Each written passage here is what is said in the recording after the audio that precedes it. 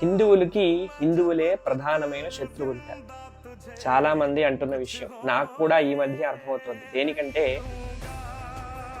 కోయంబత్తూరులో IPS అధికారి అయినటువంటి BJP అభ్యర్థిగా పోటీ చేసినటువంటి అన్నామలై ఓడిపోయారు. కానీ పంజాబ్లో ఉగ్రవాదుడికి సంబంధించినటువంటి ఒక ఆయన జైలు నుంచి పోటీ చేస్తే మాత్రం గెలిచాడు.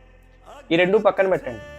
అయోధ్య మనకి తెలుసు, ఈ సంవత్సరమే రామ మందిరం ప్రాణ ప్రతిష్టాపన జరిగింది.